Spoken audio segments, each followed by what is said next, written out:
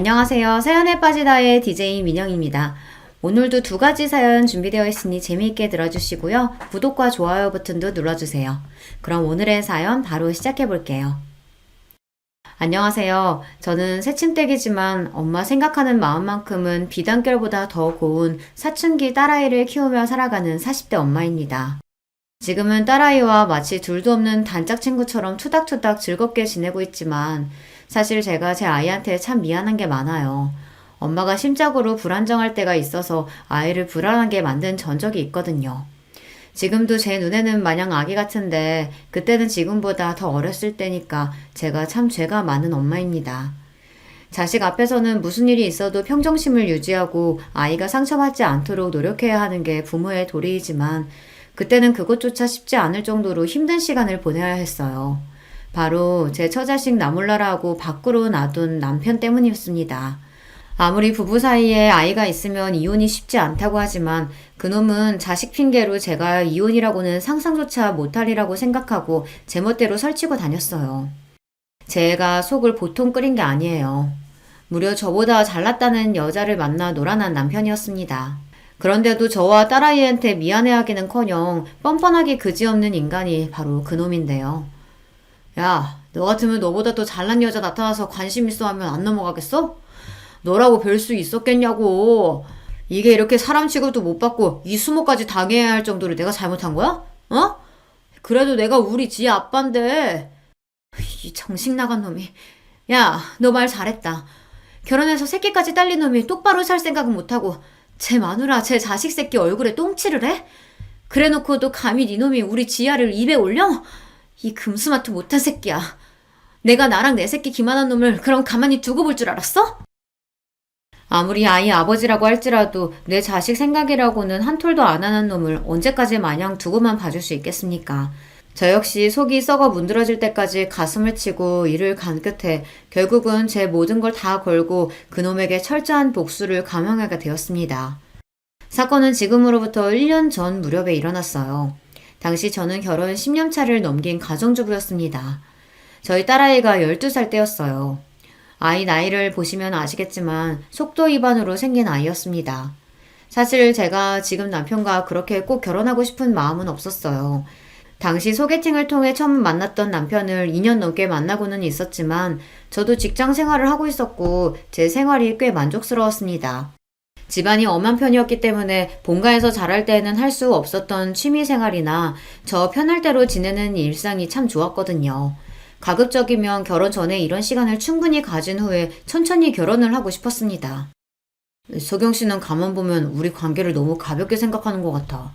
나는 처음부터 서경 씨 아니면 결혼할 생각 없다고 할 정도로 우리 관계에 진지한데 꼭 나만 그런 것 같아. 아이, 그럴 리가 있어. 나도 태훈 씨한테 마음 없었으면 뭐하러 일부러 시간 내서 사람을 만나겠어. 내 성격 안 그런 거 잘 알잖아. 네, 제가 워낙 집순이였던지라 그 말이 틀린 건 아니었어요. 굳이 별일 없는데 외출해서 사람 만나고 그러는 게 저는 좀 피곤하더라고요. 그래서 그때까지 그 나이가 차도록 변변하게 연애도 길게 지속하지 못했었습니다. 연애라는 게 생각보다 노력이 많이 필요한 일이더라고요. 지금도 매일같이 밖에서 데이트하는 젊은 커플들을 보고 있으면 둘 다 에너지가 참 대단하다 하고 싶고 그래요. 그러니 비록 저보다 남편이 제게 더 적극적으로 다가왔다고 해도 남편에게 아예 애정이 없었더라면 저도 그렇게 수고스러운 일을 하지는 않았겠죠. 비록 결혼에 대한 견해가 서로 다르긴 했지만 말입니다. 그래서 결혼 전에 저는 피임을 참 열심히 했다고 생각하는데 또 모르죠. 남편은 호시탐탐 저랑 결혼할 기회만 엿보았으니 저 모르게 저한테 거짓말하고 피임에 소홀했을지도요. 완벽한 피임이라는 건 없다고들 하니 100% 확신을 하기는 어렵습니다만 솔직히 저는 지금도 남편이 조금 의심스럽기는 합니다. 그거야 후일담이고 어떻게 생겼든지 언제 생겼든지 간에 제 딸아이가 제 인생 그 무엇과도 바꿀 수 없는 제게 가장 소중한 존재라는 것은 변함이 없습니다.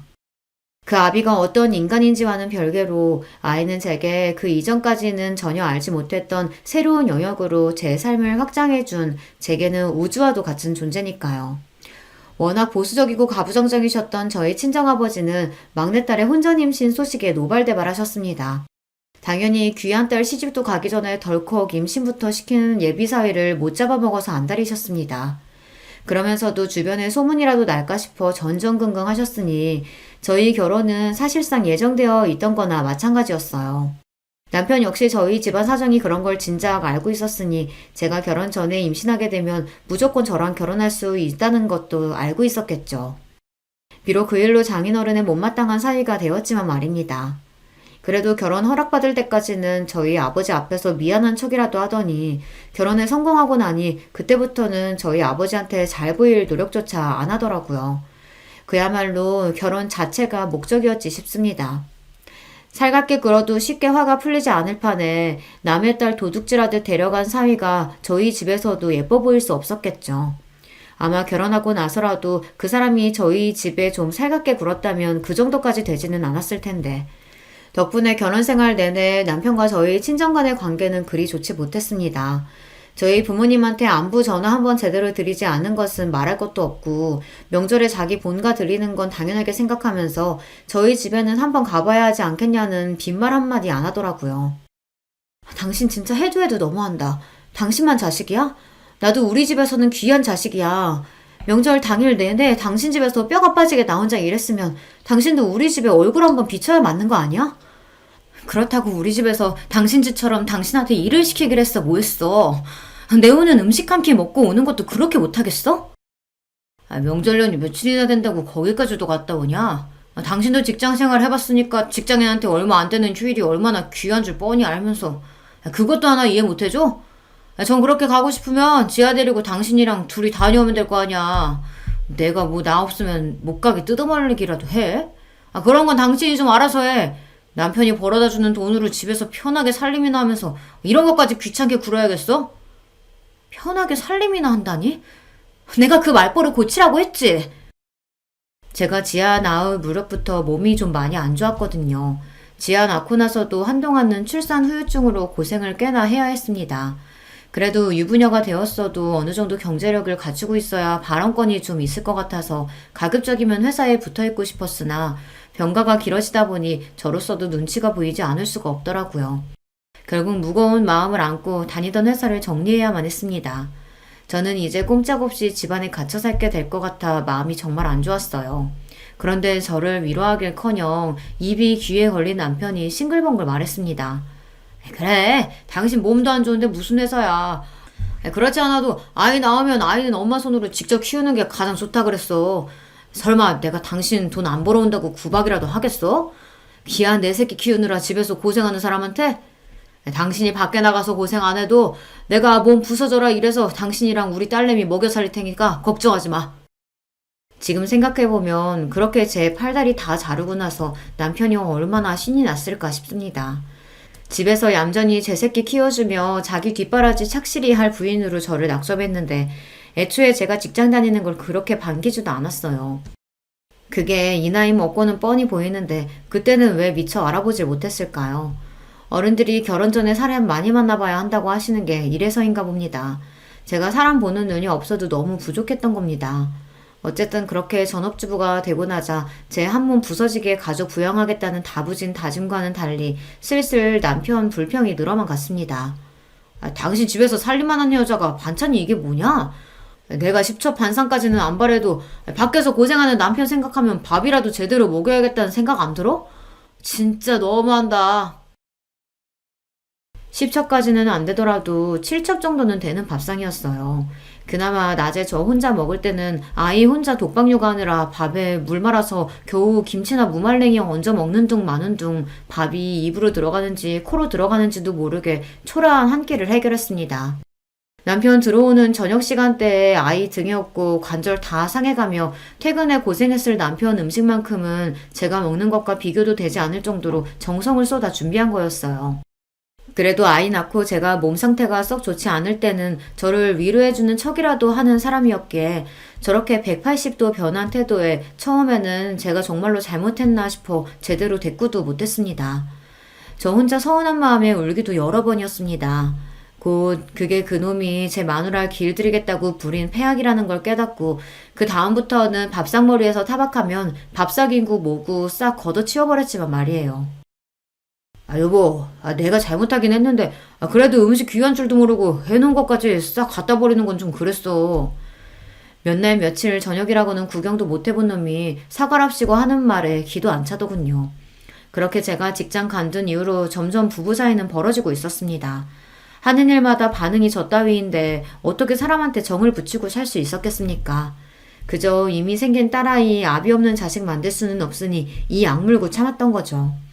내가 돈만 있으면 이 더러운 꼴 안 보고 우리 지아 데리고 단박에 이 집구석 박차고 나가는 건데 그런 생각을 얼마나 했는지 몰라요.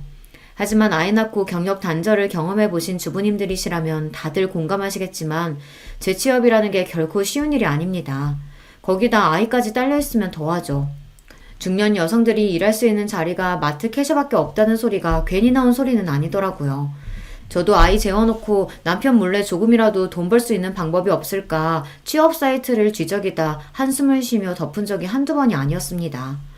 그나마도 아직 아이가 유치원도 가지 않았던 당시로서는 혼자서 집에서 독박 육아하고 있는 제가 할 수 있는 일이라고는 없었어요. 아이 키우는 것만으로도 정말 잠이 모자랄 지경이었으니까요. 자연히 남편한테는 관심이 많이 벌어졌습니다. 대화가 길어지면 꼭 사람 말투리를 잡고 늘어지는 사람이니 길게 대화를 하고 싶지도 않았습니다. 저와 몇 번의 기싸움 끝에 제가 쉽게 자기 뜻대로 고분고분해질 유형의 인간이 아님을 파악했는지 이제 남편도 특별히 할 말이 없으면 굳이 저한테 말을 붙이지는 않더라고요. 부부라고 하기엔 다소 삭막하다고 느껴질 수 있지만 애초에 저희 관계를 이런 식으로 몰아간 건 역시 남편이었습니다. 솔직히 제 입장에서는 남편에 대한 원망이 적지 않았습니다. 우리 딸이 제게 존재 자체가 축복인 것과는 별개로 아이가 생기는 과정 역시 제 입장에서는 석연치 않았어요. 결혼 이후 저나 저희 친정을 대하는 태도도 실망스럽게 짝이 없었습니다. 거기다 제가 직장 관두고 싶어 하지 않는다는 걸 뻔히 알면서 제가 회사 정리할 때 보였던 그 즐겁기 짝이 없는 태도는 또 어떻고요. 그 이후로 제 새끼 키우고 살림하느라 몸이 남아나지 않는 제 마누라를 마치 식충이처럼 취급하던 건방진 태도는 말할 것도 없습니다. 결론부터 말하자면 제 결혼 생활은 이미 실패나 다름없었어요. 집에 월급 가져오는 것 말고는 제 입장에서 이점이라고는 단 하나도 없는 결혼 생활이었습니다. 그나마 그것도 제가 결혼하지 않았더라면 제 한 몸 먹고 사는 데는 전혀 지장이 없었으니 그리 이점이라고 할 것도 못 되지만요. 그래도 어찌되었든 제 새끼 아빠이고 남편이 벌어오는 돈으로 우리 딸 먹이고 입히고 있으니 저도 제 할 도리는 최선을 다해서 임했습니다. 저희 친정아버지 어머니 앞에 얼굴 한번 제대로 비추지 않는 남편이었지만 저는 시댁 행사에 빠짐없이 참여해 몸이 부서져라 음식이며 살림이며 해냈어요. 반찬 투정하는 남편놈 딱 굶겨 죽였으면 싶었으나 매일 저녁 정성 들여 저녁 준비를 했습니다. 철마다 보양식 해다 바치는 것도 빼먹지 않았고요. 생각해보면 결혼 전에 남편이 왜 그렇게 저랑 결혼 못해서 안달이었는지 이해 못할 것도 아니에요. 그렇게 속을 부글부글 끓이면서도 결국은 아내의 할 도리를 다 해내는 저였습니다. 그런 제 성정을 진작에 알아차린 거였겠죠. 결혼만 하면 자식 알아서 키워주고 식사며 살림이며 완벽하게 되는 그런 안락한 가정을 가질 수 있는데 결혼 전 그 잠깐 제 앞에서 알람방귀 끼는 게 뭐 그렇게 어려웠겠습니까? 영업직이라서 퇴근이 이른 편도 아닌데 집에 와서 꼬박꼬박 저녁 받아 챙겨 먹는 걸 보면 그리 음식 타박을 해도 제 요리 솜씨를 썩 만족스러워 한다는 걸 알 수 있었어요. 주둥이로 나불나불 음식이 어떠니 어쩌고저쩌고 하는 것도 저 길 한번 들여보겠다는 개수작인 건 티가 나도 너무 났어요. 그 시간에 퇴근하면서 그놈이 먹은 게 아무것도 없었겠습니까? 맨날 하는 일이 접대인데 술을 처먹든 밥을 처먹기는 먹기야 했겠죠. 나날이 뒤룩뒤룩 튀어나오는 뱃살이 그 증거였어요. 심지어는 지 입맛에 맞는 반찬 해주면 도시락 싸달라는 얘기까지 했습니다. 회사에서 식대에 빤히 나오는데도 말이죠. 하여간 식탐까지 참 징그러운 인간이었어요. 남편이 하는 일은 의료기기 영업일이었어요. 사무실에 붙어있는 때는 출근 시간이 잠깐이 대부분이었고 주로 인근 병원을 돌며 의료기기 영업을 했습니다. 의료기기뿐만 아니라 의료 쪽 대부분이 영업일이 꽤 만만치 않다는 건 들어서 알고 있었어요. 그만큼 병원 상대로 접대도 많은 편이었죠. 거나하게 술에 취해 밤늦게 들어오는 남편을 보는 일은 흔한 일이었습니다. 다른 사이좋은 집 가정이었으면 그런 남편이 걱정스러울 수도 있었겠으나 술이면 환장을 하는 남편이었어요. 다른 영업직 사원들은 원치도 않는 술 마시는 걸 그렇게 괴로워한다고들 하던데 이 인간은 회사에서 책정한 접대비로 공짜 술 실컷 마실 수 있으니 돈 굳었다며 주책스럽게 좋은 티를 감추지를 못했습니다. 그런 놈 뭐 예쁘다고 걱정씩이나 해주겠어요. 그저 꿀물 한 잔 타다 주며 제 할 일 다 했다 했죠. 그렇게 씻지도 않고 널브러진 남편 옷을 여느 때처럼 정리하기 시작했습니다. 정리라고는 도통 할 줄 모르는 인간답게 항상 재킷 주머니는 접대 영수증부터 온갖 잡동사니와 자잘한 쓰레기가 가득했습니다. 그런데 그날은 이상하게 영수증 하나가 유독 눈에 들어오더라고요. 호텔 객실 결제 영수증이었습니다. 술집이나 식당은 물론이거니와 시시때때로 들어가는 각종 선물들로 별의별 영수증이 다 튀어나오고는 했지만 호텔 영수증은 또 처음이었어요. 대번에 드는 생각이 이 인간이 나가서 여자라도 만나나 하는 거였죠. 저한테 그리 살가운 사람도 아니니 그런 생각이 드는 게 당연하지 않겠어요. 하지만 곧 남편의 동료 직원 와이프가 들려줬던 이야기가 생각났습니다. 한 번은 그 사람 옷에서 숙박명소 영수증이 나와서 제가 집안에 뒤집은 적이 있었어요. 남자 옷에서 그런 게 나오는데 아내 입장에서 눈이 뒤집히는 게 정상 아니겠어요? 근데 알고 보니까 접대하는 의사놈이 자기 내연녀랑 호텔 가는데 카드 긁어달라고 하더래요. 어차피 네 돈 아니고 니네 회사에서 접대비 명목으로 나오는 돈 아니냐면서. 내가 그 소리 듣고 진짜 기가 차서 거짓말하는 줄 알았어. 오죽하면 내가 블랙박스까지 확인해봤겠어요? 근데 진짜더라고. 아, 세상에 있는 것들이 더하다더니 의사가 버는 돈이 얼만데 자기 불륜하는 돈까지 접대를 받고. 그 꼴 당하고 내 남편이 힘들게 돈 벌어온다고 생각하니까 억장이 무너지는 줄 알았죠. 그래도 그 집은 부부 사이가 꽤 좋은 모양이었습니다. 어찌되었든 저런 황당한 일도 있다고 하니 섣불리 판단한 일은 아니다 싶더라고요. 솔직히 남편이 불륜을 저질렀다고 한들 놀랍게 느껴지지도 않았어요. 제 식구 그렇게나 업신여기는 놈인데 저한테 무슨 신의가 있다고 정절을 지켰겠습니까? 지금까지 별다른 정황이 있었던 건 아니었지만 접대에는 술접대가 대부분일 텐데 그놈이 헛짓거리 안 하고 돌아다녔을 거라고 기대하는 건 너무 순진한 생각이었습니다. 그래도 배우자인데 남편에 대한 믿음이라고는 저는 하나도 없더라고요. 얘기 들을 때 블랙박스 확인했었다는 소리가 떠올라서 남편이 잠든 틈에 살짝 주차장에 내려가 블랙박스부터 확인을 해봤습니다. 영상은 어렵지 않게 찾아낼 수 있었어요. 남편이 웬 여자랑 술이 떡이 되어서 영수증에 기재되어 있던 호텔로 함께 얼싸안고 올라가는 모습을 말이죠. 그걸 보는데 기분이 참 더러웠습니다. 그래도 남편이랍시고 있는 거 불륜의 증거를 제 두 눈으로 떡하니 확인하는데 기분이 아무렇지도 않을 수는 없더라고요. 비록 사랑은 남아있지 않더라도 인간으로서의 최소한의 존중이라는 게 있지 않습니까? 나는 이제 재취업조차 쉽지 않을 정도로 집구석에 주저앉혀놓고 저놈 혼자 세상 저 좋을 대로 나대고 다닌다고 생각하니 억울하고 또 억울했습니다.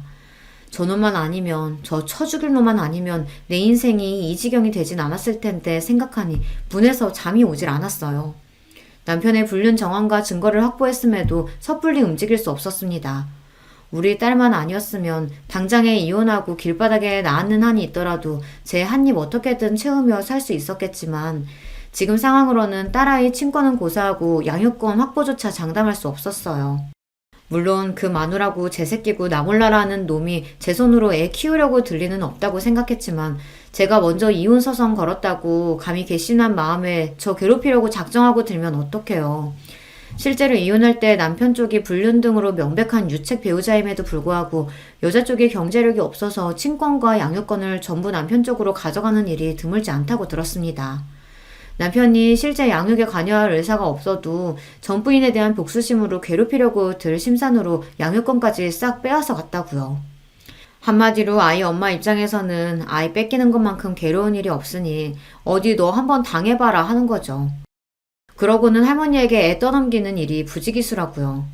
남편도 남편이지만 며느리라고 몸 약해서 딸 하나 겨우 낳았다고 우리 지아 별로 예뻐하지도 않는 시부모님이었습니다.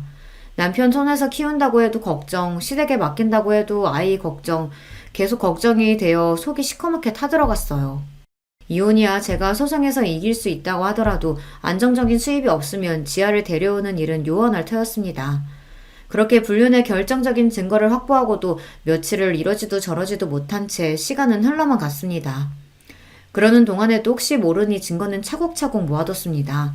전에 말한 블랙박스 동영상은 물론이거니와 그동안 저 인간 옷에서 나온 영수증이며 자료는 제가 다 챙겨줬으니까요. 접대용이니 회사에 제출해야 하는데도 저렇게 쓰레기 다루듯 하니 할 수 없이 제가 정리를 했거든요. 그걸 일일이 사진으로 찍어서 보고 있자니 대충 패턴이 보이더군요. 제가 그동안 잘 몰라서 넘어갔던 것 중에도 펜션 같은 숙박업소 영수증이 꽤 되더라고요. 그거랑 남편 차 내비게이션 기록과 블랙박스 등을 대조해보니 꽤 많은 증거를 긁어모을 수 있었습니다. 그 전에는 다른 여자를 만났을지는 모르겠으나 최근 몇 달간 등장하는 여자는 모두 동일인이었습니다. 남편 다니는 동선이 거기서 거기니 여자 신원을 밝혀내는 건 그리 어렵지 않았습니다. 저희 집에서 그리 멀리 떨어지지 않은 동네의 병원 의사였습니다. 상간녀 정체를 확인하고는 분노보다는 실소가 먼저 터지더라고요. 의사면 그래도 공부 많이 해서 힘들게 그 자리까지 갔을 텐데 불륜을 해도 뭐 저런 덜 떨어진 놈하고 놀아날까 싶어서요. 얼굴이 잘생기기래 몸매가 좋기를 배 튀어나온 중년 영업직 아저씨 뭐가 좋다고 저러고 사나 생각하니 그 잘난 여자가 애잔하기까지 했습니다. 답은 쉽게 찾을 수 있었어요. 저나 저희 친정 식구들한테는 그렇게 자기가 윗사람이라도 되는 듯 거만을 떨던 남편놈이 그 여자한테는 거의 종이라도 된 것처럼 굽신거리더라고요. 현지 씨는 뭐래도 이렇게 세련됐어요? 선물하는 사람 보람있게. 우리 마누라는 뭘 걸쳐놔도 거적대게 같은 게 사람이 집에서 애 키우고 살림만 할 줄 알지 여자라고는 매력이라고는 하나도 없어요. 그러니 내가 현지 씨한테 이렇게 사족을 못 쓰지. 상간녀 앞에서 제 마누라 깎아내리며 좋다고 낄낄대는 눈꼴을 보니 당장에 찢어 죽이고 싶었습니다. 저라고 남자로서 매력이라고는 코털만큼도 없는 저 같은 놈하고 살고 싶어서 같이 사는 줄 알아요. 우리 지아 아니었으면 진작 버렸을 놈이 감히 상간녀라는 여자 앞에서 저를 여자로서 전혀 가치도 없다는 식으로 이야기하자 수치심에 몸이 덜덜 떨렸습니다. 그 이후로도 갖은 더러운 음담패설을 주고받으며 꼴값을 떨고 있는 연놈들을 보고 있자니 구역질이 나서 참을 수가 없었습니다. 저는 결국 참지 못하고 새벽에 기어들어와 자빠져 있는 놈에게 물을 한 바가지 퍼다 물벼락을 내렸습니다. 이게 뭐야? 당신 미쳤어? 미치긴 네 놈이 미쳤지. 이 더러운 불륜놈 새끼야. 제가 소리를 빽 지르자 생각지도 못했던 일격에 놈 얼굴이 싹 굳어버렸습니다. 그러고는 벌떡 일어나 제 양 어깨를 우악스럽게 틀어쥐고 흔들어댔어요. 야, 너 그거 어떻게 알았어? 어? 이거 놔. 안 놔? 놔, 이 새끼야! 그렇게 한참을 실랑이하다 서로 씩씩대며 노려보는 대치 상태가 되었습니다. 당장 네 더러운 짓거리 블랙박스 영상으로 다 확인했다 쏘아붙이려다 그래도 상황이 어찌 될지 모르니 아직 까발릴 일은 아니라고 생각했습니다. 그렇게 사방팔방 세상 무서운 줄 모르고 설치고 돌아다니는데 네 놈 아는 사람 하나 못 볼 줄 알았냐? 내가 없어도 아주 유부녀랑 붙여먹을 생각에 눈가에 배는 게 없었나 봐. 어? 너 현지씨 신상까지 털었어? 와, 너 진짜 무섭다. 이런 뻔뻔한 놈이, 그게 불륜한 놈이 할 소리야? 네가 이렇게 독한 여자니까 내가 밖으로 놔둘 수밖에 없는 거야. 이미 얘기 들었다니까 더 숨길 것도 없고. 야, 너 같으면 그런 여자가 관심 있었는데 그냥 있겠냐? 집에서 후줄근한 여자만 보다가 그 잘난 여자가 만나보자는데 싫다고 하겠냐고. 거기다 무려 의사인데. 내가 이때 아니면 언제 또 의사를 만나보겠냐? 너보다 능력 좋지, 얼굴 예쁘지. 길 가는 남자 갖고 물어봐라. 열이면 열 다 너보다 우리 현지 씨를 택하지. 야, 너 말 다 했어? 할 말이야 차고 넘치지. 너 행여나 이혼 한 해만에 설칠 생각하지 마라. 너 이혼 소송 거는 그 순간 우리 지아랑 못 볼 줄 알아. 변변한 직업도 하나 없는 게 무슨 능력으로 내 딸을 데려다 키워? 군소리 말고 넌 지금껏 하던 대로 집안일이나 하고 우리 지아나 잘 키울 생각이나 해. 너같이 아물짝에도 쓸모없는 여자를 그래도 마누라라고 데리고 살아주는 나한테 고맙게 생각하고. 알았냐? 그러고는 자리를 박차고 나가버리는 남편놈이었습니다. 저는 머리채를 잡아도 시원찮을 판에 지아 얘기가 나오자마자 말문이 막혀서 시원하게 대꾸 한번 못해준 게 억울해서 그 자리에 주저앉아 세상이 떠나가도록 엉엉 울기 시작했습니다. 그 소리에 자다 깬 지아가 후다닥 안방으로 건너왔어요. 엄마 왜 그래? 지아야. 아이가 보는 앞이니 어떻게든 진정을 해야 하는데 도저히 감정을 주체할 수가 없었습니다. 제 엄마가 나라라도 잃은 듯 처절하게 울부짖고 있는 꼴을 보는데 아이가 얼마나 놀랐겠습니까? 딸아이 역시 저를 보면서 따라 울기 시작했어요. 엄마, 울지마, 엄마. 지아야, 아이고 내 새끼. 그렇게 모녀가 그 새벽에 한참을 얼싸안고 통곡을 했습니다. 다음날 아침 저도 저지만 우리 아이 꼴도 말이 아니었어요. 목이 퉁퉁 붓고 눈이 불어터지도록 울어댔으니 미열까지 나는 딸아이를 보며 복수심에 가슴이 타들어가는 듯 했습니다. 남편 놈 말 맞다나 우리 지아를 잃을 수 없으니 지금으로서는 이혼 소송조차 걸 수가 없었습니다. 그렇다고 이대로 놈 말처럼 쥐죽은 듯이 참고 살자니 그건 그것대로 화가 차올라서 도무지 견딜 수가 없었어요. 그놈이 아니라면 그 상간녀라는 여자에게라도 어떻게든 복수를 해야만 제 숨통이 트일 것만 같았습니다. 지금 생각하면 스스로도 참 어처구니가 없습니다만 저 여자가 남편 채갔으니 저도 저 여자 남편 채가는 게 공평한 일 아니냐는 생각이 들었어요. 평소에 사랑이라고는 코딱지만큼도 없는 놈인데도 말이죠. 그만큼 저도 정신이 나가 있었어요. 여자 신원을 확보했으니 그 남편이 누구인지 알아내는 것 또한 어렵지 않았습니다. 잘난 여자의 남편답게 상간녀 남편은 제법 건실한 회사를 운영하고 있는 한 회사의 대표님이었어요. 회사 홈페이지에 대표 소개에서 확인한 사진을 보니 외모도 멀끔한 것이 제 남편놈하고는 비교하는 게 미안할 지경이더라고요. 도대체 그 여자 정신 상태가 어떻게 되어먹은 건지 의심스러울 정도였어요. 하기야 불륜하는 것들 심리를 정상인인 제가 어떻게 이해하겠습니까? 저 같은 평범한 여자가 쉽게 만날 수 있는 사람이 아니니 그 남자한테 접근하는 것조차 쉽지 않았습니다. 그렇게 회사 앞에 죽치고 며칠을 지켜본 결과 회사 접대 차원에서 점심시간대에 그 남자가 자주 가는 고급 한정식집이 있다는 걸 알아낼 수 있었습니다. 그래도 하늘이 저를 아주 버리진 않으셨는지 마침 그 식당에서 서빙을 할 직원을 모집하고 있더라고요. 저는 결혼하고 처음으로 샵까지 들러서 최선을 다해 그럴싸하게 용모를 꾸미고 실로 오랜만에 면접을 보았습니다. 그래도 제가 아직 죽지는 않았던지 임시 파트타임으로나마 일자리를 얻을 수 있었습니다. 그렇게 며칠을 호시탐탐 그 남자가 오길 기회만 노리고 있었어요. 마침내 예약 명단에서 그 남자 이름을 발견했을 때는 심장이 미친 듯 방망이질 치기 시작했습니다. 여기까지 왔으니 뭐라도 해야 하는데 이건 보통 사람이 할 짓이 아닌 일인지라 제가 말이나 제대로 할 수 있을지 긴장되었어요. 그렇게 떨리는 속마음을 감추고 접대 상대와 함께 예약실로 들어선 그 남자 앞에서 겉으로는 침착하게 서빙을 했습니다. 함께 오신 분이 통화 용건이 있으신지 잠시 자리를 비우셨을 때 이때가 아니면 기회가 없다 싶었어요. 제가 도대체 무슨 생각으로 그 사람 앞에 가서 섰는지 모르겠습니다. 저는 어색하게 웃으며 말했어요. 식사는 맛있게 잘하고 계신가요? 네. 네. 맛있게 잘하고 있습니다. 감사합니다. 접대 중간에 갑자기 말을 거는 제가 무례하게 느껴질 수도 있는데 당황하면서도 정중하게 대답하는 게 매너가 몸에 밴 사람 같았어요. 그 여자는 이런 남편을 놔두고 대체 왜 다시 한번 의문을 가지며 제가 말했습니다. 실은 제가 여기서 여러 번 뵀는데 대표님이 너무 멋지셔서요. 혹시 제가 차 한 잔 대접해도 될까요? 제 말에 그 사람 표정이 묘하게 바뀌었습니다. 제 입으로 말하기 민망하긴 하지만 며칠간 단단히 용모에 신경을 써서 제 겉모습이 그리 보기 나쁘지 않았습니다. 가벼운 남자라면 그냥 유일거리로도 한 번쯤은 눈길을 줄만하다고 생각해요. 비록 이런 짓도 아무나 하는 게 아닌지 그리 말을 걸고도 두려운 마음에 손이 벌벌 떨렸지만 말입니다. 하지만 그 사람 반응은 단호했어요. 혹시 모르시고 하신 말씀인지 몰라 말씀드리자면 저 유부남입니다. 아들도 둘이나 있고요. 지금 그 말씀은 못 들은 걸로 할게요. 잠깐만. 저도 모르게 당황해서 물컵을 실수로 쳐서 넘어뜨렸습니다. 제 손이 벌벌 떨리는 걸 그 사람도 분명 보았을 거예요. 분명한 거절 의사에 저도 모르게 안도하는 마음이 들었다는 걸 깨닫자 순간 저 스스로가 너무 한심해서 수치심을 견디기가 어려웠어요. 뒷말을 잇지 못하고 제가 눈물만 뚝뚝 떨구자 갑작스러운 상황에 그분도 당황스러워 보였어요. 간신히 눈물을 추스르고 기어들어가는 목소리로 제가 말했습니다. 정말 죄송합니다. 제가 이러려고 그런 건 아니었는데 김현지 씨 남편분 되시죠? 제가 꼭 드려야 할 말씀이 있어서 실례를 무릅쓰고 들어왔어요. 정말 죄송합니다. 죄송합니다. 그분도 얼마나 황당했겠습니까?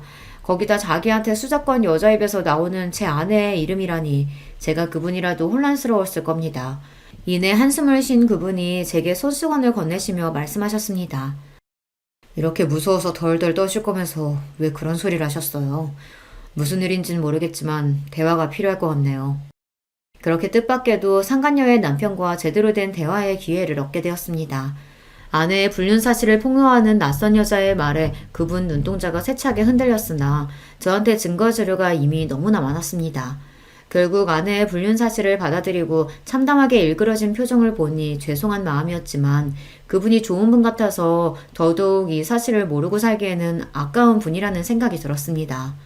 알고 보니 상간녀와 상간녀 남편 사이에는 쌍둥이 아들까지 있더라고요. 저 유복한 가정에 눈에 넣어도 아프지 않을 귀한 아들들의 자기는 을사식이나 되는 완벽한 인생을 살고 있는 여자가 도대체 뭐가 아쉬워서 제 남편놈 같은 모자란 놈하고 그리 더럽게 놀아난 건지 다시 한번 그 여자 속내를 이해할 수가 없어 답답해졌습니다. 생각보다 빠르게 마음을 추스른 그분이 제게 말씀하셨어요. 솔직히 참담한 심정이지만 이석영 씨가 저한테 알려주지 않으셨다면 저는 아무것도 모르고 아내에게 속아서 살았겠죠. 그건 정말 감사드려요. 하지만 이석영 씨도 남편에 대한 분노가 크신 것 같은데 왜 이혼하지 않고 저한테 이런 방식으로 접근하신 건지 이해가 안 가네요. 저랑 우리 딸 기만한 저런 놈 당장이라도 버리고 싶지 않은 거 아니에요. 대표님은 넉넉하신 분이니까 제 마음 이해 못 하시겠지만 아무리 상대방이 유책 배우자라고 해도 아이 양육할 조건을 갖추지 못하면 아이 데려오는 게 쉽지 않아요. 그 인간 만나면서 직장도 원치 않게 그만둬야 했고 아이 키우면서 그간 공백이 짧지 않으니 제대로 된 직장 구하는 일도 쉽지 않은데 어떻게 쉽게 이혼 소송을 걸겠어요. 그러다 우리 딸 뺏기면요. 그놈도 그걸 아니까 불륜 저지르고도 저렇게 뻔뻔하게 나오는 거겠죠. 아마 그놈은 제가 대표님 만날 거라고는 상상하지도 못할 거예요. 자기 뜻대로 분해도 숨죽이고 제 뜻대로 살아줄 줄 알았겠죠. 하지만 이렇게라도 하지 않으면 도저히 견딜 수가 없어서 대표님께는 정말로 죄송합니다. 제가 그분께 아내의 불륜 사실을 알려드리기는 했으나 그렇다고 좀 전에 무례가 용납되는 건 아니었습니다. 제가 미쳐도 정말 단단히 미쳤었던 거예요. 우리 지아를 두고 남편 놈이랑 똑같은 더러운 짓을 하려고 했다니 이건 저희 딸에게 속으로 평생을 사죄해도 모자랄 겁니다. 제 사정 설명을 듣고 그분은 생각이 많아 보였습니다. 그러면 이렇게 하는 건 어떻겠습니까? 그렇게 그분 입에서 나온 말은 제 입장에서는 두 눈이 번쩍 뜨일 정도로 실로 놀라운 것들이었습니다. 그렇게 저희는 그날 날이 다 저물도록 두 눈을 형형히 빛내며 오랜 시간 심도 있는 대화를 나누었습니다.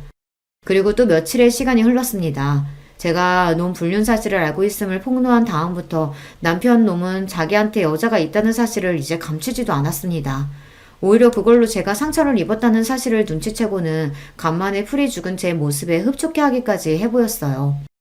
저는 놈이 그렇게 계속 착각 속에 살 수 있도록 평소와 다름없이 아이를 돌보고 그 쳐죽여도 모자랄 놈 저녁까지 따박따박 해다 바쳤습니다. 돼지처럼 처먹는 놈 목구멍에 콱 음식을 처박아서 죽여버리고 싶었으나 이것도 며칠만 참으면 된다고 애써 스스로를 달래며 때를 기다렸습니다. 그렇게 며칠 후 남편의 회사 게시판과 그 지역 최대 인터넷 커뮤니티에 익명의 글이 하나 올라왔습니다. 유부남 회사 직원과 역시 유부녀인 접대 대상 여의사의 불륜 정황이 담긴 동영상이 포함된 게시글이 말이죠. 바로 남편놈과 상간녀의 불륜 증거였습니다. 곧장 지역 커뮤니티가 터질 정도로 반응이 뜨거웠어요.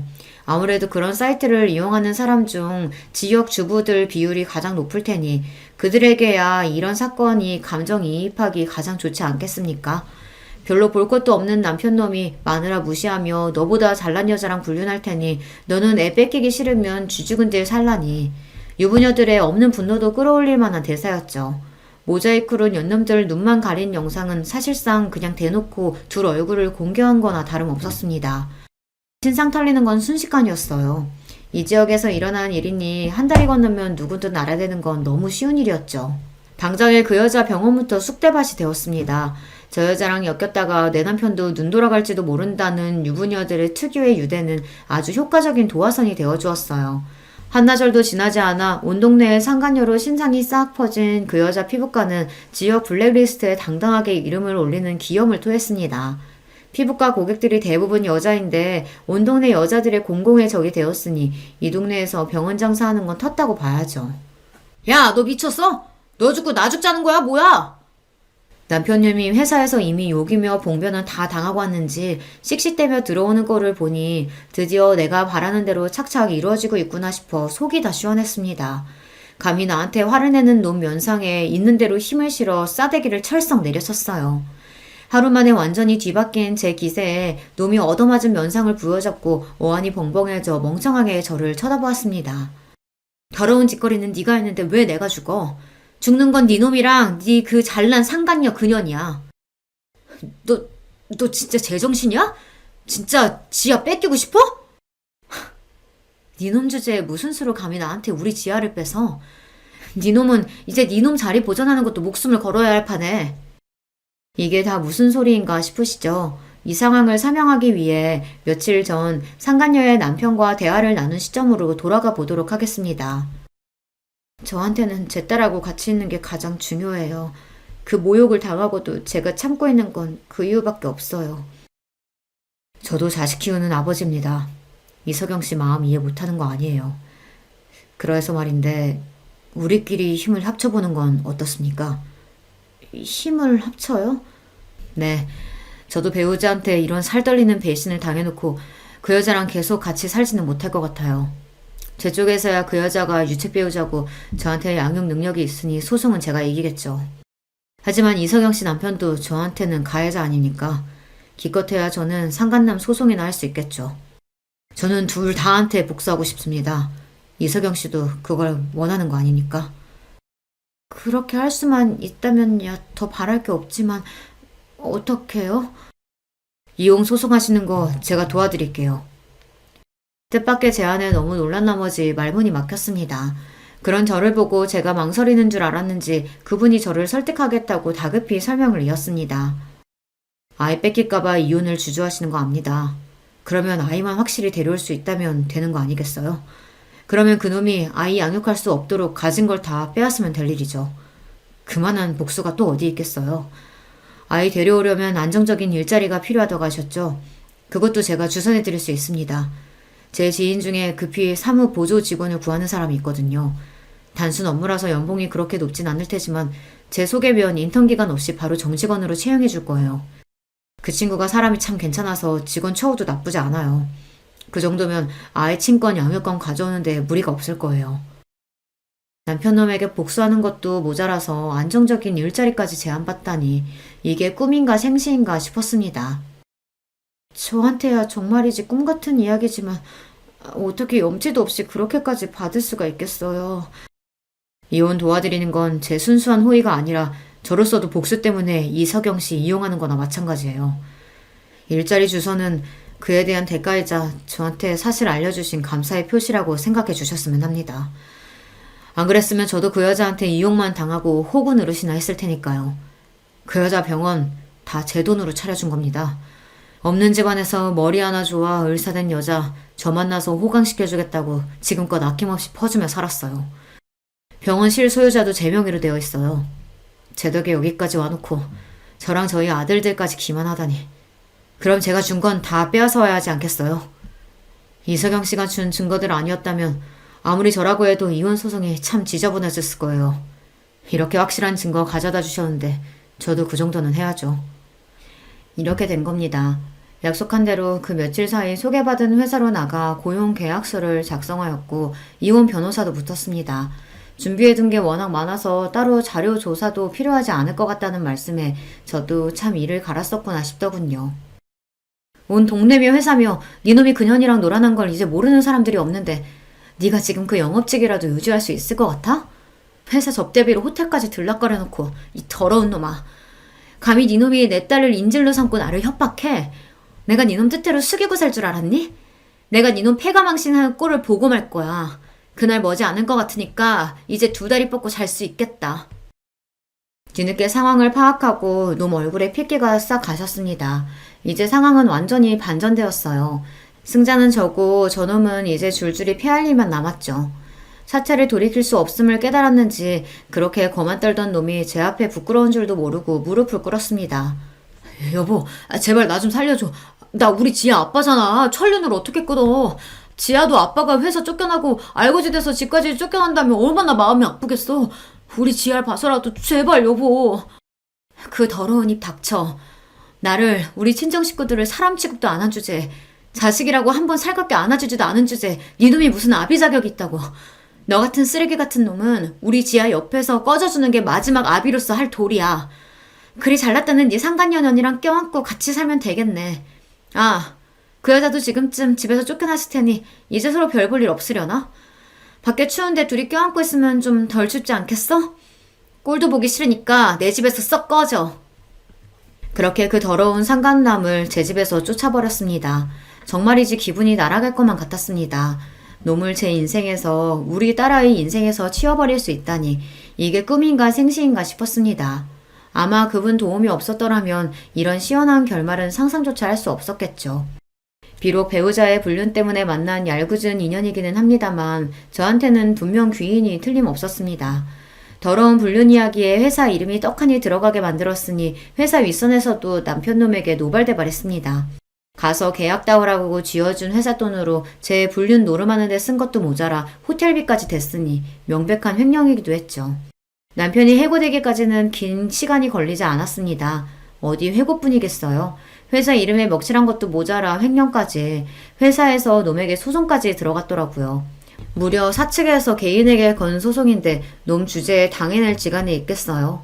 결국 거액의 배상금까지 물게 되었는데 그놈이 무슨 재간으로 그걸 갚아나갈지는 궁금하지도 않네요. 이혼 소송은 볼 것도 없이 저의 대승으로 끝났습니다. 불륜에 자녀 양육권을 두고 협박까지, 죄질이 너무 안 좋아 그런지 재판부에서도 이례적으로 많은 위자료를 책정해 주었습니다. 덕분에 지금 저희가 사는 집은 완전히 제 명의가 되었어요. 우리 딸 친권 양육권도 당연히 저한테 왔죠. 놈에게 양육비가 책정되기는 했으나 놈 주제에 그거 보낼 능력이 있을까 모르겠네요. 양육비 안 보내면 저도 애 얼굴 보여주지 않을 좋을 구실이 될 테니 뭐 아쉽지는 않습니다. 상견녀 집안 역시 쑥대밭이 되었습니다. 잘난 아들 부족한 집에 장가 보낸 것도 아쉬웠는데 그 며느리라는 여자가 불륜까지 해서 아들을 기만했으니 그 시댁도 가만히 있지 않더라고요. 상간녀 남편이 소송으로 아이들 친권 양육권을 빼앗고 병원 빼앗은 것과는 별개로 지역사회에서 힘 좀 쓰신다는 시댁 어른들 서슬퍼른 기세에 상간녀는 다른 병원에 페이닥터로조차 들어가지 못하고 단칸방에 틀어박혀 바깥 외출도 못하고 지낸다고 합니다. 잘난 남편의 빵빵한 시댁에 좋은 직업까지, 세상 모든 일이 제 뜻대로만 될 줄 알았을 그 여자니 실패가 더욱 쓰게 느껴질 터였습니다. 그러게 왜 불러들어온 복을 걷어찹니까? 저 같으면 감사합니다 하고 성실하고 행복하게 살았을 텐데. 역시 공부머리랑 사람 지혜는 참 다른 영역인가 봐요. 상간녀 남편으로부터는 일이 다 끝나고 나서 감사 인사를 받았습니다. 아이 선물까지 잔뜩 보내셔서 손사래를 쳤으나 끝까지 저한테는 참 좋은 분이셨어요. 우리 아이들 그런 여자 밑에서 자라지 않게 할 수 있게 한 것만으로도 이석영 씨한테 평생 갚지 못할 빚을 진 거나 다름없습니다. 부디 거절하지 마시고 따님한테 잘 전달해 주세요. 앞으로 따님과 두 분이서 잘 지내시길 바랄게요. 그 이후로 그분과 따로 연락하고 지내지는 않습니다. 고마운 인연이긴 하지만 사실 서로 껄끄러운 관계이기도 하죠. 마음으로나마 저 역시 그분과 그 아드님들이 부디 잘 지내시기를 진심으로 바라고 있어요. 소개해주신 일자리는 생각보다 훨씬 괜찮았어요. 말씀하신 대로 직원 처우가 굉장히 좋아 일에 적응하기도 수월했습니다. 정시 퇴근하고 집에 돌아오면 학원 마치고 돌아온 아이와 둘이 좋아하는 음식을 번갈아 함께 만들어 먹으며 즐거운 저녁 시간을 보내곤 합니다.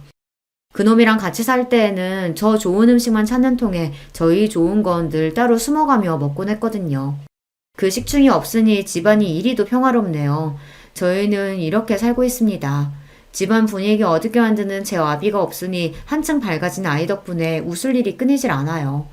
여러분들도 소중한 사람들과 웃고 사는 하루 되시길 바라며 이만 제 이야기를 마치겠습니다.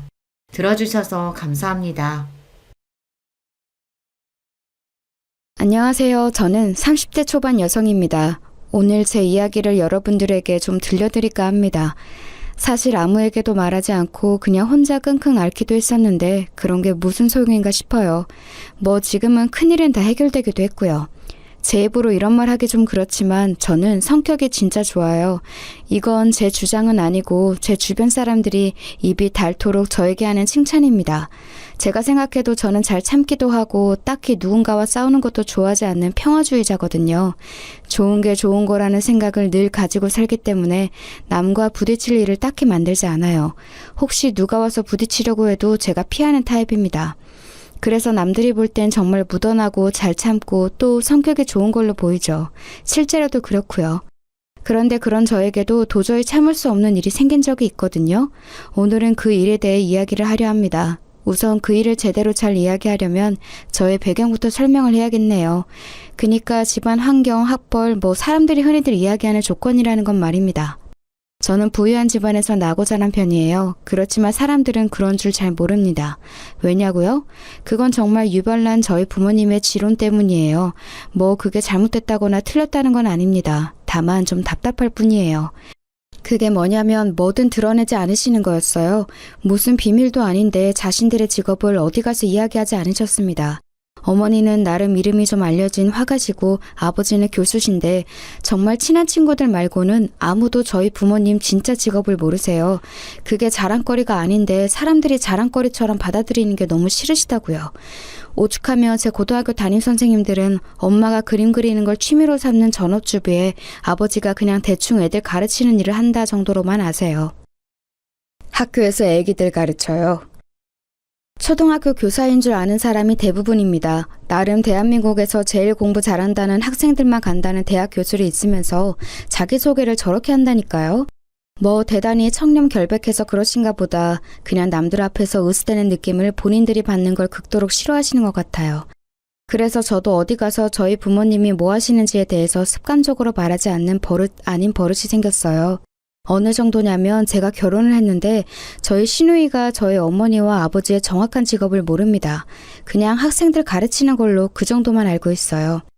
저희 부모님은 제 인생에 별 관여를 하시지 않는데 이것 또한 어느 정도냐면 제가 적성에 안 맞는다며 대학을 그만둔다 했을 때도 그래라 이 한마디가 전부였을 정도예요.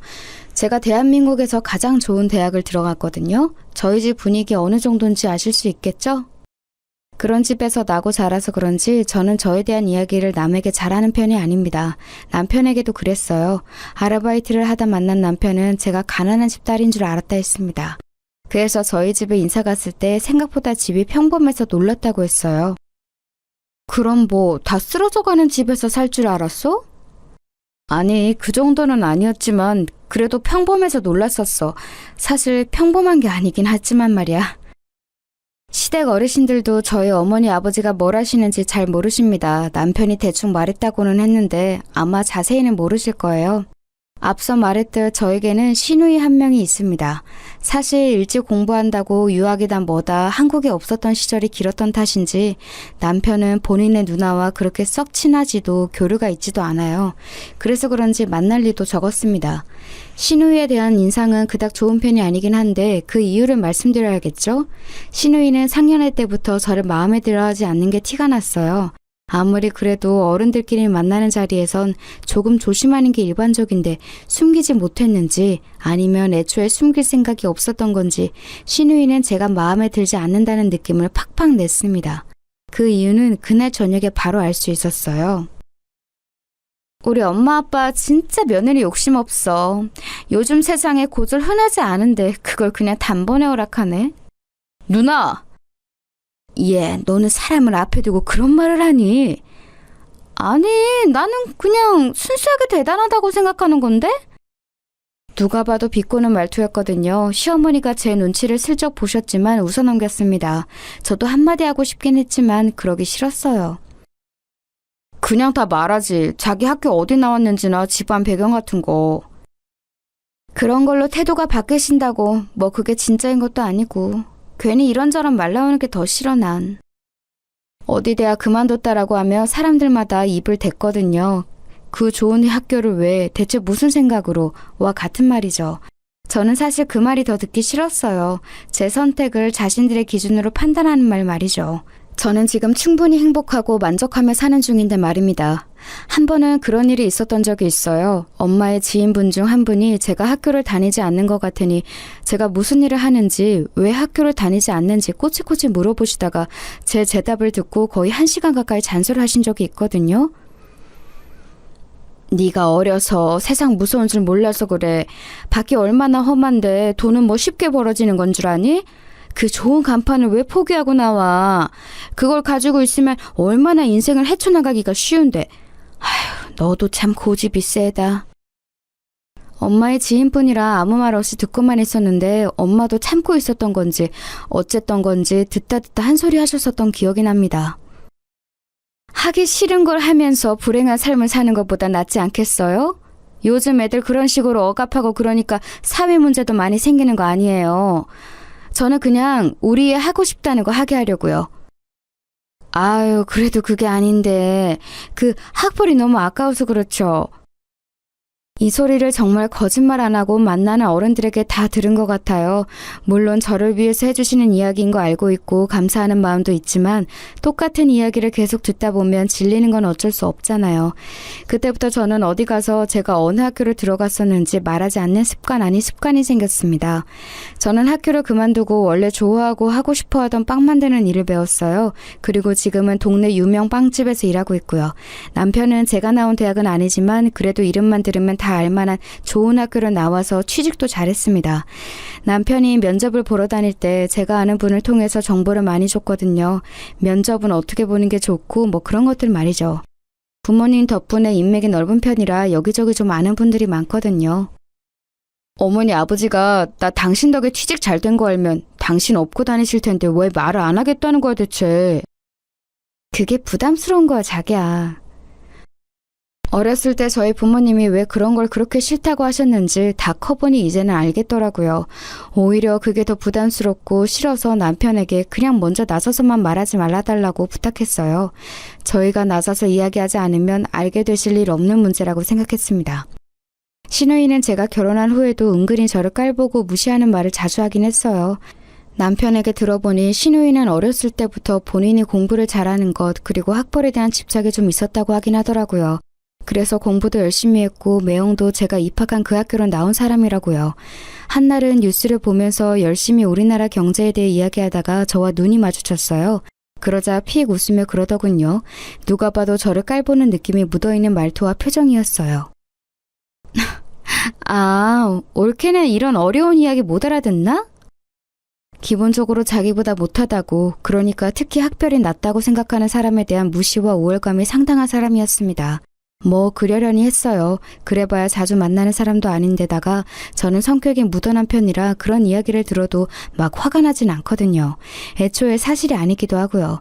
시누이가 나온 대학보다 제가 입학한 학교가 더 좋은 학교였거든요. 그렇게 뭐 기분은 나쁘지만 큰일은 없는 상태로 나름 잘 지냈습니다.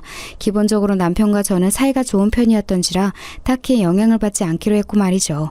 그러던 어느 날이었어요. 남편이 이러더군요. 아마 그냥 지나가는 이야기로 한 것 같았습니다. 누나가 교수 임용을 준비하나 봐. 박사학위 때문에 논문을 쓰고 있다는 이야기는 들었었는데 교수를 준비한다는 소식에 어느 학교인지를 물었습니다. 근데 뜻밖의 저희 아버지가 몸담고 계시는 학교였더라고요. 지금은 안식년이시라 2년째 쉬고 계시긴 했지만요. 그래서 아마 더 짐작도 못하시긴 했을 거예요. 저희 아버지가 유명한 교수님이라는 사실을 말입니다. 저희 아버지는 학계에선 나름 유명한 분이세요. 항상 늘 틀어박혀서 논문만 쓰고 공부만 하시기 때문에 아버지 수업을 듣는 학생들이나 동료 교수들 말고는 아버지 얼굴을 아는 사람은 많지 않지만 아버지 이름은 아는 사람이 많습니다. 시누이가 교수를 준비한다길래 들어보니 그 학교 학장님이랑 저랑 아는 사이더라고요. 아버지와 친하신 분이었어요. 모르면 몰랐지 알게 됐으니 그냥 넘어가기 좀 그렇긴 하더라고요. 내가 한마디 해줄까? 우리 시누이 누구라고? 뭐하러, 장인어른 그런 거 싫어하시잖아. 그래도 잘 되면 좋으니까. 자기 진짜 속도 좋다. 우리 누나한테 그런 소리를 듣고도 막 도와주고 싶어? 자기 누나니까 그렇지. 남편은 괜찮다고 하지 말라고 했지만 사실 준비를 한다는데 제가 아는 모르는 바닥도 아니고 알면서 모른 척하기가 좀 그렇더라고요. 그래서 친정을 간 날 아버지에게 슬쩍 말하긴 했어요. 시누이가 문학장님 계신 학교에 교수 임용 준비한대. 내 이야기 했어? 모른다며. 지금도 몰라. 말한 적 없어. 뭐 굳이 가족된 사람들한테까지 숨겨. 그렇게까지는 안 해도 돼. 딱히 숨긴다기보다 귀찮은 일 많아지는 게 싫은 거지. 엄마 아빠 누구다 하며 부탁 들어오는 게 한두 개인 줄 알아? 그랬더니 아버지가 허허거리며 미안하다고 하시더군요. 그리고 얼마 뒤에 전화가 왔어요. 문학장님께 딸내미 신우이가 거기 교수 지원한다고 했더니 이름 물어봐서 말해줬다고. 본의 아니게 백을 쓴 것 같았지만 뭐 실력이 아예 안 되는 사람은 아니었거든요, 신우이가. 그래서 그냥 좀 도와줬다고만 생각했어요. 뭘 바란 것도 아니었고요, 사실. 그리고 얼마 뒤 교수 임명이 확정되었다고 시댁에서 전화가 왔습니다. 그래서 가족들끼리 다 같이 밥을 먹기로 했다고요. 가서 말해. 자기가 도와줬다고. 뭐하러 그런 소리를 해. 그러자고 한 것도 아니고 나는 진짜 말 한마디 보탠 건데. 그리고 이렇게 한번 해줬다 그러면 다른 부탁도 여기저기서 들어오는 거 진짜 귀찮아. 나는 완전 생색내고 싶을 것 같은데 자기네 진짜 신기하단 말이야.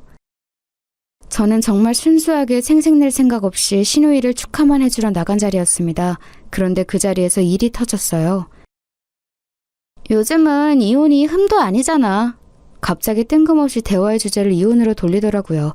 저는 갑자기 그러기에 요즘 신우네 부부 사이가 좋지 않나 하는 생각만 하고 있었습니다. 그런데 그 화살은 저희를 향한 거였더라고요. 너희 애도 없잖아. 그거 지금 우리한테 하는 소리야? 너 이번에 승진 누락됐다며? 사실 얼마 전에 남편이 승진 시험을 봤는데 잘 봤다고 잘 될 것 같다는 이야기를 한 것과 달리 발표에는 남편 이름이 없었거든요. 그래서 그냥 자기보다 시험을 잘 본 사람이 있나 보다 했는데 그게 아니었던 겁니다. 실은 남편의 승진이 누락되는 과정에서 윗선의 개입이 있었고 남편 대신 승진한 사람의 부인이 그 윗선의 누군가의 부인과 동문이라는 이야기가 회사 내에 파다하게 소문이 돌았다더라고요. 남편과 저는 몰랐지만 그 이야기를 듣고 나서도 막 엄청 억울하거나 아쉽다거나 하진 않았어요. 워낙 낙관적인 성격들이라 다음에 또 기회가 있겠지 하고 넘겼었습니다. 그런데 신우이가 그 이야기를 어디서 듣고 왔는지 알고 있더라고요. 남편이 약간 짜증난다는 말투로 신우이를 보면서 말을 이어갔습니다. 그게 무슨 상관이 돼 대체? 요즘같이 인맥이 다인 시대에 물론 나는 인맥 없이 실력으로 된 거지만 그래도 대부분은 인맥이나 학벌이 다잖아. 그래서? 네가 부인을 잘 만났어 봐. 이번 승진도 네가 됐겠지. 네가 훨씬 평판도 좋고 시험도 잘 봤다며? 그게 그거랑 무슨 상관인데? 내가 승진 하나 하겠다고 와이프랑 이혼이라도 해야 한다는 거야? 단순히 네 승진 문제가 아니잖아? 앞으로 주구장창 네 앞길을 막을 텐데. 내가 무슨 대단한 일을 한다고 부인이 학력이 좋지 않다는 이유 하나만으로 이혼을 해? 누나 지금 제정신이야? 저는 진짜 어이가 없어서 가만히 쳐다보고만 있었거든요. 시댁 어르신들이 말려보려 했지만 이미 이성을 잃은 듯 신우이는 입에서 나오는 말을 생각 없이 그냥 뱉고 있었어요. 교수 임용되자마자 여기저기서 가족들은 뭐하냐 물어보는데 내가 쪽팔려서 올케가 뭐하는 사람인지도 말을 못하잖아. 교수인 사람이 올케가 고졸이라고 하면 사람들이 뭐라고 생각하겠어? 그러니까 결국 누나가 쪽팔리니까 나보고 이혼을 하라는 거네. 나 생각해주는 척 하더니 너한테도 그게 좋으니까 하는 말 아니야. 솔직히 저런 생각을 가지고 있는 사람인 거 모르는 바도 아니었고 딱히 별 생각도 없었지만 저렇게 노골적으로 이혼을 하라는 둥 하니까 화가 나긴 하더라고요. 아니 사실 많이 화가 났습니다. 본인이 어떻게 그 자리에 갔는지도 모르고 저렇게 오버하는 게 가짱기도 했고요. 아무리 그래도 저희 일을 이렇게까지 이혼을 하란 말을 하시면서 간섭하는 건 지나친 거 아니세요? 너 같은 애가 우리 집에 시집 온 게 지나친 거지. 우리 집에 대체 뭐가 대단하다고 이러는데? 적어도 쟤보단 나은 올케가 줄을 섰을 거다. 너는 어쩜 보는 눈도 없고 야망도 없고 어떻게든 남자애가 그렇니? 진짜 더 이상은 참을 수 없더라고요. 그래서 그냥 말하기로 했습니다. 저 대학 중퇴했거든요. 적성에 안 맞아서. 못 간 게 아니라 제 선택으로 그냥 졸업을 안 한 거예요. 그렇게 말했더니 콧방귀를 끼더라고요. 뭐? 어디 지방대? 아님 전문대? 매형이랑 같은 대학. 그 말에 일순간 식사 자리가 조용해졌습니다. 그리고 이내 믿을 수 없다는 얼굴로 신우이가 저를 바라봤어요. 그게 말이 돼? 그 좋은 대학을 자기가 스스로 그만둔다는 게? 거짓말 아니야? 뭐 원하시면 입학 증명서도 떼어다 보여드릴 수 있어요. 이걸 왜 이렇게까지 해야 하는지 모르겠지만. 그 좋은 대학을 그만두는 멍청이가 어딨어? 그런 말 듣기 싫어서 어디 가서 제가 대학 이야기 안 하는 거예요. 저는 그냥 꿈을 위해서 그만둔 건데 멍청하다는 둥 배가 불렀다는 둥 하는 소리를 하는 사람이 많아서. 신우이가 의심스러운 눈으로 저를 한참 보더니 그래도 지기 싫은 듯 말을 이어갔습니다. 그래도 고졸인 건 변함없잖아? 그게 대체 뭐가 그렇게 중요한 건데? 살아가면서 학벌이 얼마나 중요한 건데. 나만 해도 봐봐. 열심히 가방 끈 길게 만들어 놓으니까 이렇게 기회도 오는 거잖아. 그게 누나 힘으로 된 건 줄 알아? 그럼 누구 힘으로 된 건데? 내가 노력해서 내가. 저희 아버지 성함이 강한국이세요. 갑자기 올케 아버지 성함이 왜 나와? 강한국? 네, 강한국 교수. 뭐? 형님이 이번에 붙으신 그 학교 문학장님이 저희 아버지 절친이세요. 제가 형님 그 학교 원서 쓰신다길래 아빠한테 말씀드렸고요. 문학장님이랑 통화도 하셨어요. 저는 그래도 가족이라고 형님이 저 안 입고 와 하셔도 도움이 되고 싶어서 이야기도 잘하고 다녔는데 이러시니까 진짜 그게 다 무슨 소용인가 싶네요. 정말 조용해졌습니다. 대학 교단에서 일하겠다는 사람이 저희 아버지 성함을 모를 리 없었을 테니까요. 유명하신 분이야? 시어머니가 조용히 물으시더라고요. 남편이 진짜 유명하신 분이라고 조용히 옆에서 설명해주는 소리가 들렸습니다. 그런 배경을 왜 숨겨? 신우이가 그럼에도 불구하고 믿을 수 없다는 얼굴로 저를 바라보며 멍하게 묻더라고요. 아버지가 누구다, 어머니가 누구다 이러면 워낙 이것저것 부탁해오는 사람도 많고 또 한순간에 태도가 바뀌는 사람도 많고 피곤한 일이 많이 생기니까 어렸을 때부터 어머니 아버지가 누군지 자세히 말 안 하는 버릇이 있어서요. 그리고 아버지가 학생들 가르친다는 말은 했잖아요. 강한국 교수님이 그냥 학생 가르치는 교수냐고! 제가 그걸 왜 하나하나 설명하고 다녀야 하는데요? 신우이는 충격을 받아 더 이상 할 말이 없어 보이는 듯 했고 이미 밥도 다 먹은 뒤여서 자리는 거기서 파하게 됐어요. 집으로 돌아오는 길에 한숨이 정말 많이 나왔습니다. 딱히 비밀은 아니었지만 이런 식으로 밝히고 싶지는 않았는데 말이죠. 홧김에 어쩔 수 없었어. 아니야, 잘했어. 뭐 그럴 수밖에 없는 상황이었잖아. 집으로 돌아오는 길에 남편이 멋대로 말한 것 같다고 미안하다 사과하더라고요. 언젠가 알게 될 일이긴 했으니까 괜찮다 생각했습니다. 그리고 며칠 뒤 신우이에게서 전화가 왔어요. 엄청나게 망설이는 말투였습니다. 저기, 올케. 네, 말씀하세요. 문학장님이 올케 이야기하면서 언제 한번 밥이나 같이 먹자 하시는데 괜찮아? 일정만 미리 말씀해 주시면 시간 빼볼게요. 그 전에 형님. 그건 그거고 어제 저한테 하신 무례한 발언들은 언제 사과하실 거예요? 제 그 말 한마디에 제가 일하는 빵집으로 달려왔더라고요. 평소에는 제 말을 들은 척도 하지 않던 사람이 말입니다. 어제 한 말은 진짜 미안해. 배경이 중요하지 않다는 건 아니지만 제 배경을 알기 전과 후가 이렇게 다르신 건 저도 좀 어이가 없네요. 그리고 교단에서 학생들 가르치신다는 분이 그런 몰상식한 말을 막 뱉는 건 아무리 생각해도 좀 아닌 것 같아서요. 제가 괜히 문학장님께 추천드렸나 후회 중이거든요, 지금. 제 그 말에 안색이 하얗게 질리더군요. 혹시나 제가 안 좋은 말을 전할까 걱정돼서 그런 거였겠죠. 아니, 내 생각이 너무 짧았어. 올케 말처럼 학생들 가르친다는 사람이 그런 편협한 사고방식을 가지고 있으면 안 되지. 반성하고 있어. 제가 제 배경 이야기 안 했으면 반성도 안 하셨을 거잖아요. 신우이가 한참을 그게 아니다, 내가 생각이 짧았다 변명 아닌 변명을 하고는 돌아갔습니다. 집으로 돌아가 남편에게 오늘 이야기를 했더니 남편이 되려 부끄러워하더라고요. 자기 누나가 그런 사람이라는 것에 대해서 말입니다. 그나저나 우리 회사 부부 동반 모임한다는데 당신 다음 주 금요일에 가게 빠질 수 있어? 남편 회사에서 부부 동반 모임이 있다고 하더라고요. 원래 그런 자리는 싫어해서 잘 나가지 않는 편이긴 했지만 얼마 전에 신우이에게 부인이 집만 된다는 이야기를 들었어서 그런지 이번에는 나가서 뭐든 도와야겠다는 생각이 들어서 그러겠다고 했어요. 안 와도 되는데. 그러면 당신 또 안 들어도 될 소리 들을 거잖아. 괜찮아. 괜히 부인은 왜 안 왔냐 소리 듣게 하기가 싫더라고요. 그래서 제 나름대로 집에 있는 제일 괜찮은 옷을 입고 그 자리를 나갔습니다. 원래 그런 자리 긴장하는 타입은 아닌데 왜인지 모르게 긴장이 되더라고요. 처음 나가보는 자리라 그랬던 것도 있었을 테지만 누군가에게 평가받는 기분이라 더 그랬던 것 같습니다. 남편 직장 상사들도 있는 자리에서 함부로 굴 수는 없으니까요. 그런데 제 옆자리와 앞자리에 그 남편의 승진을 누락시킨 상사의 부인과 그 부인과 동문이라 인맥으로 남편을 승진시켰다던 그 동료 부인이 앉게 됐어요. 운명의 장난인지 뭔지 말이에요. 우리는 동문이라 진짜 금방 친해졌거든요. 이런 곳에서 동문 만나기 쉽지 않은데 반가우셨겠어요. 은영 씨는 그런 건 모르지 않아요? 고술이라고 들었던 것 같은데? 은연중에 깔려있는 전 무시, 자주 당하는 일이긴 했지만 저는 별 기분이 나빴던 적은 없는데 이 자리에서는 기분이 나쁘더라고요. 남편을 무시하는 것까지 느껴져서 더 그랬던 것 같아요. 그래서 그냥 말을 하기로 했습니다. 어차피 다시 볼 사람들도 아니고 귀찮은 일이 안 생길 거라 생각했거든요.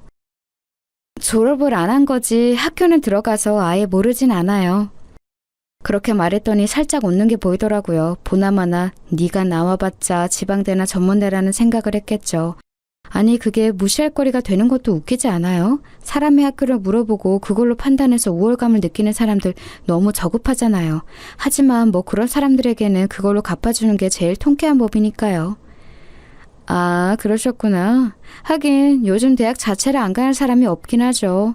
비전이 안 보이는 학교에서 괜히 등록금이다 뭐다 돈만 쓰느니 금방 그만두고 기술 같은 거 배우는 게 현명한 방법이긴 해요. 제빵 배우신다고 하셨죠? 어머, 제빵 배우는구나. 다음에 케이크 같은 거 하나 만들어줘요. 내가 또 그런 거 맛은 기가 막히게 보거든. 자기들끼리 이미 제가 좋지 않은 대학을 들어가서 학교에서 비전을 찾지 못하고 기술을 배우라 그만뒀다고 확정을 내렸더군요. 그래서 그냥 다이렉트로 꽂아버렸어요.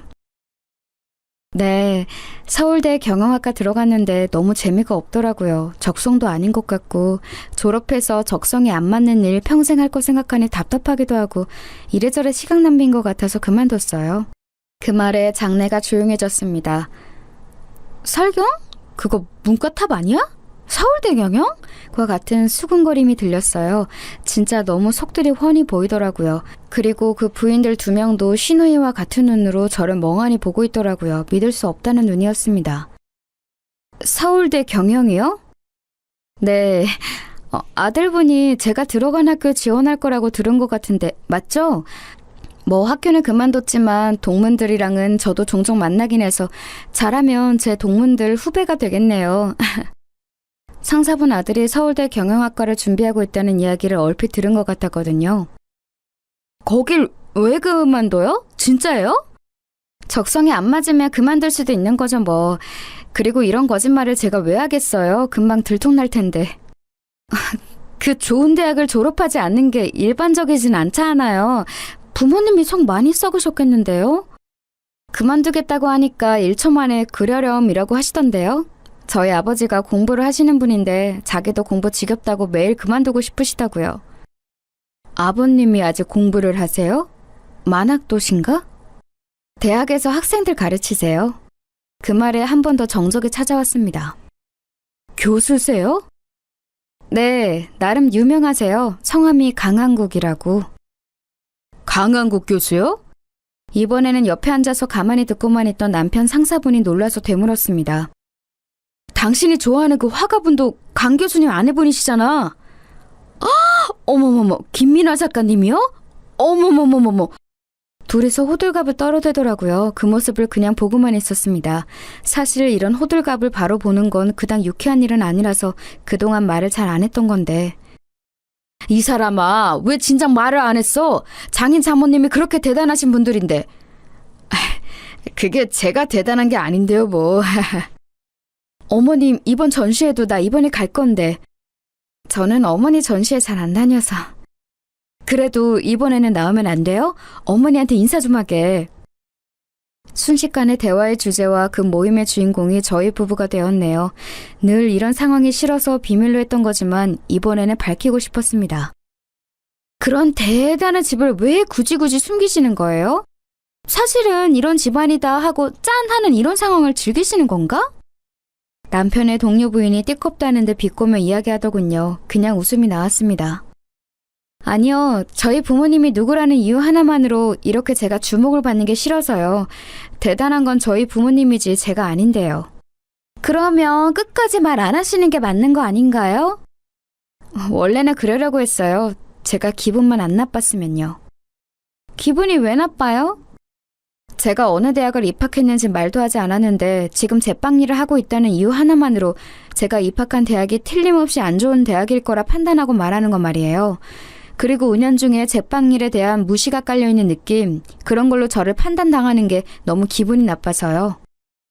제 말에 그 동료 부인분의 얼굴이 수치심으로 붉어지는 게 보였습니다. 그리고 상사분, 부인분도 민망하셨던지 입을 다무시더군요. 물론 엄마를 소개시켜줄 마음이 없었지만 그 이야기는 더 꺼내지 않을 것 같아서 다행이라는 생각을 했습니다.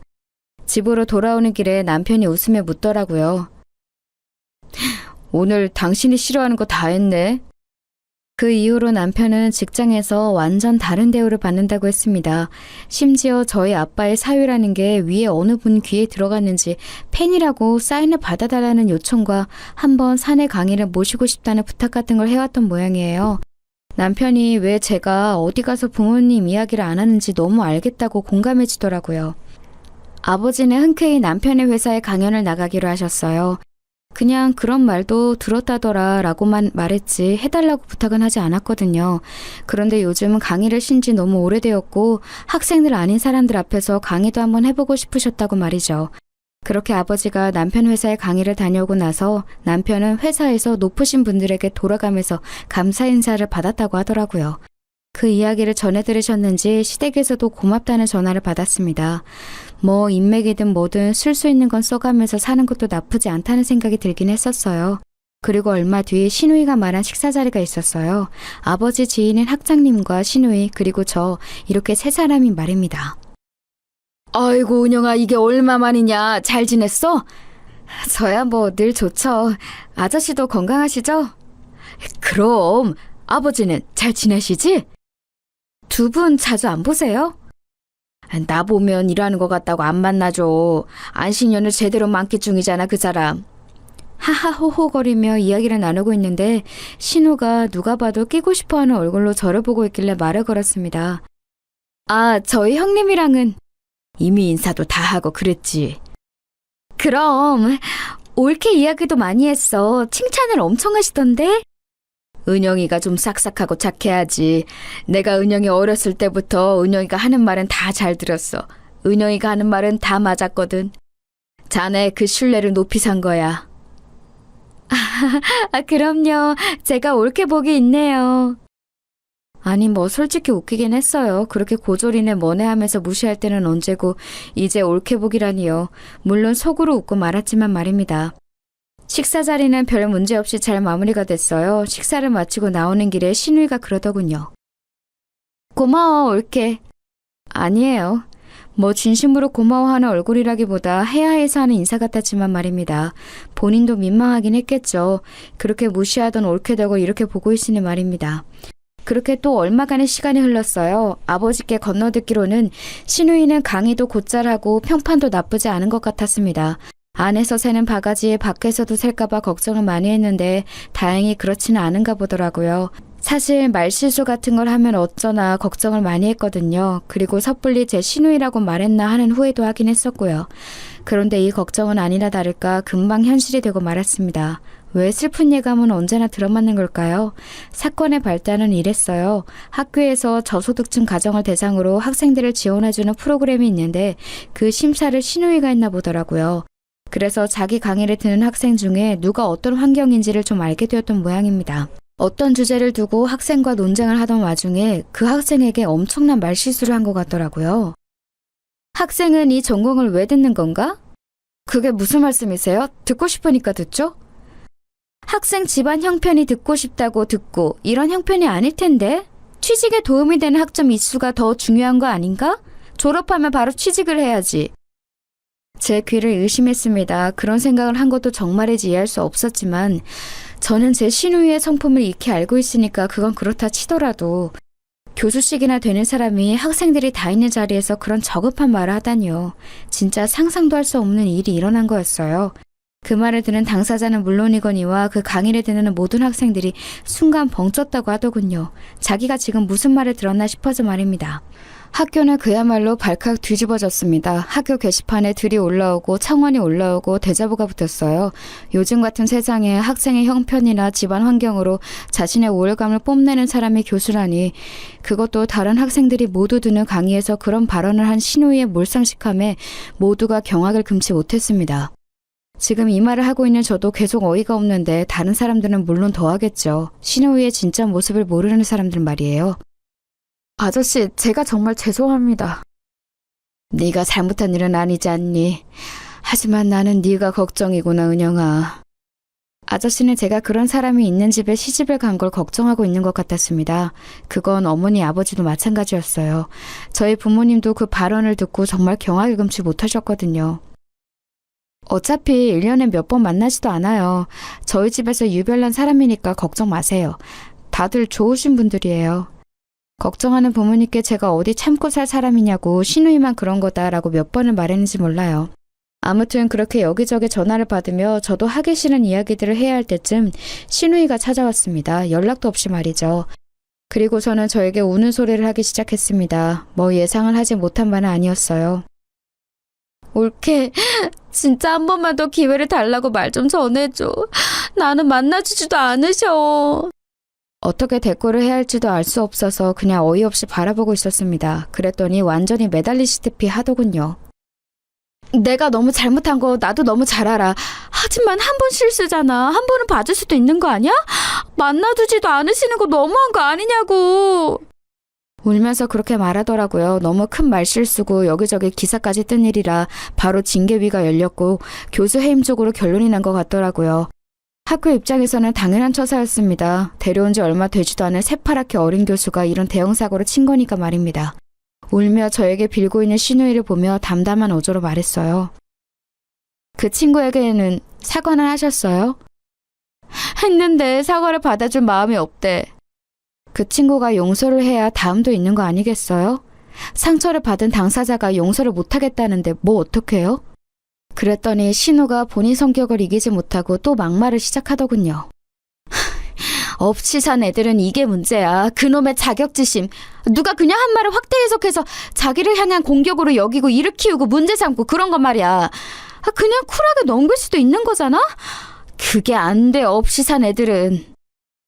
저는 태어나서 형님처럼 교양 없고 생각 없이 말을 뱉는 사람은 처음 보거든요.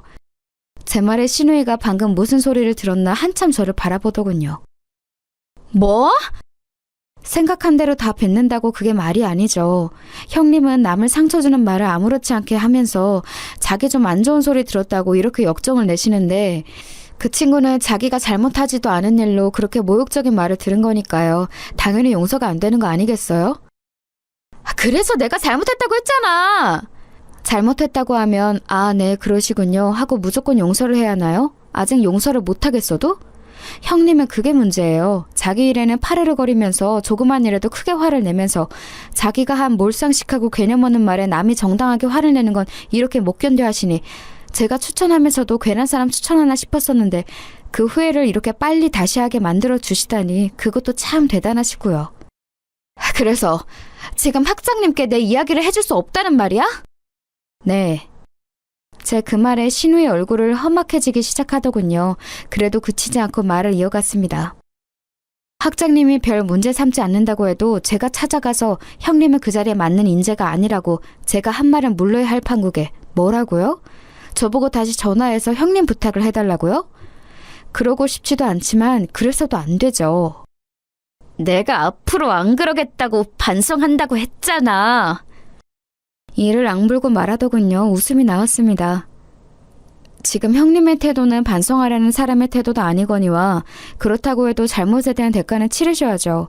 저는 형님을 소개시켜준 걸로 이미 신뢰를 잃었어요. 저한테도 사과하셔야 해요. 제가 절대로 안 해줄 거라는 걸 알았는지 벌떡 일어나더군요. 그리고는 다시 그 전에 저를 무시하고 막대하던 신우의 모습으로 돌변했었습니다. 역시 짐작대로였어요. 너같이 하등 쓸모없는 게 옳게라고 봐줬더니 지 집안이 좀 괜찮다고 신우의 말을 이렇게 무시를 해? 말은 바로 하세요. 이 모든 걸 다 차버린 건 형님이에요. 제가 아니라. 저를 노려보며 한참을 씩씩거리더니 돌아가더군요. 그리고 시어머니에게 가서 말을 전했는지 시어머니도 저에게 전화가 왔습니다. 자기 불리한 건 쏙 빼놓고 별 큰 잘못도 아닌데 유난을 떨었다는 식으로 이야기했더라고요. 그래서 모든 사건의 정황을 정말 토시 하나 빠뜨리지 않고 상세하게 이야기했어요. 그랬더니 오히려 나쁘끄럽다며 사돈 어르신들에게 미안하다고 전해달라시더군요. 남편도 전화해서 한 소리 한 모양이었습니다. 그리고 시어머니와 시아버지도 마찬가지였고요. 시누이는 한동안 저에게 연락도 하지 않고 명절에는 제가 없는 날을 피해서 왔어요. 그러고 다시 교수를 준비한다는 이야기를 들었지만 얼마 뒤엔 다 그만뒀다는 이야기를 들었습니다. 당연하죠. 이미 소문이 날 대로 다 난 사람을 어느 학교에서 데려가겠어요. 그것도 그런 사건으로 말입니다. 학교는 금방 조용해졌다고 들었어요. 해당 사건을 일으킨 교수가 해임당하고 학교 측에서 학생에게 사과를 하면서 여론도 좋게 정리가 된 것 같더라고요. 혹시나 학교에 누가 됐으면 어쩌나 싶어서 밤에 잠도 설쳤는데 다행인 일이었죠 뭐. 시누이는 집에서 살림을 하고 있습니다. 그렇게 집에서 살림하는 여자들을 무시했거든요. 여자도 자기 개발을 해야 하네 어쩌네 하면서 말입니다. 제가 그 일도 너무 중요한 일이고 누군가는 해야 하는 일인데 무시를 하지 말라 하면 저 같은 애나 그런 생각을 하는 거라고 말이죠. 그런데 지금 그러고 있다는 게 너무 웃겼어요. 네 누나는 아직 정신 차리려면 멀었다. 어느 날 갔더니 남편에게 그렇게 말하더군요. 마트에서 어머님이랑 장을 보는 와중에 직원이랑 시비가 붙었는데 거기에서도 마트에서 일이나 하는 주제라고 했다가 어머니에게 뒤통수를 한 대 맞았대요. 그 나이에 말입니다. 다행히 마트 직원분이 큰 문제 삼지 않는 바람에 일이 커지지는 않았지만 어머니가 엄청 크게 화를 내신 모양이더라고요. 그 이후로 어머님이랑 있을 때는 말을 조심한다고 들었습니다. 뭐 다른 곳에서는 어쩌고 있는지는 몰라도 말이죠. 그런 생각을 해서도 안 되지만 그런 생각을 한다고 하더라도 사람이 말을 할 때는 정말 조심해야 한다는 걸 시누이를 보면서 많이 느꼈습니다. 그리고 저급한 말을 하면 한순간에 그 사람에 대한 신뢰도가 뭐건 다 떨어진다는 사실도 말이죠. 저희 시누이에 대한 이야기는 여기서 마무리할 것 같네요. 요즘은 딱히 얼굴 볼 일도 없어서 더 할 이야기도 없긴 하니까요. 아, 저희 남편 회사 일도 그 뒷이야기가 궁금하신 분들이 계시겠죠? 어머니가 전시회에 갔다가 남편 회사 상사분이 부인이라는 분과 마주쳤어요. 막무가내로 저를 앞세워 저희 엄마에게 인사를 하는 바람에 제 낯이 좀 부끄러워졌습니다. 그뿐만이 아니라 이미 판매가 된 그림을 자기에게 팔면 안 되냐는 등 다음 전시회에서는 초대장을 받을 수 있겠냐는 등 어떻게든 제 덕을 보려는 말을 서심치 않아서 한마디 하려던 찰나에 엄마가 먼저 말했어요. 저는 아무리 자식이라고 해도 특혜를 주진 않아서 말씀하신 것들이 다 힘들 것 같네요. 죄송합니다. 그렇게 정중하게 거절하는데 뭐 어쩌겠어요. 입만 쩍 다시고 물러나야죠. 뭐 세상엔 정말 몰상식한 사람이 많은 것 같아요. 그쵸? 저는 조만간 제 가게를 엽니다. 모든 사람들이 그 좋은 대학을 그만두고 그런 일을 하냐 손가락질하고 간섭했던 일이었지만 저는 학교를 다니며 공부만 하던 시절보다 정말 수억 배도 행복하거든요. 제 인생인데 제가 행복해야 하는 거잖아요. 좋아하는 일을 즐기면서 하니 재미도 있고 자신감도 넘칩니다. 매일매일이 새롭게 즐거워요. 이 이야기를 듣는 분들도 혹시나 하고 싶은 게 있고 그걸로 이루고자 하는 바가 확실하다면 한 번쯤을 도전해보는 것도 좋지 않을까요? 어차피 한 번밖에 못 사는 인생이잖아요. 그리고 살아가면서 다들 남들에게 상처를 줄 말은 하지 않았으면 좋겠어요. 누군가에게 그냥 뱉는 말이 누군가에겐 평생 남기도 하니까 말이죠. 제가 저희 학교 이야기를 그 누구에게도 하고 싶지 않아 하는 것처럼 말입니다. 제 이야기를 재밌게 들어주셨으면 그보다 더 좋을 건 없을 것 같습니다. 그리고 혹시나 남는 게 있으셨다면 그건 더 좋을 것 같아요. 긴 이야기 끝까지 들어주셔서 감사합니다.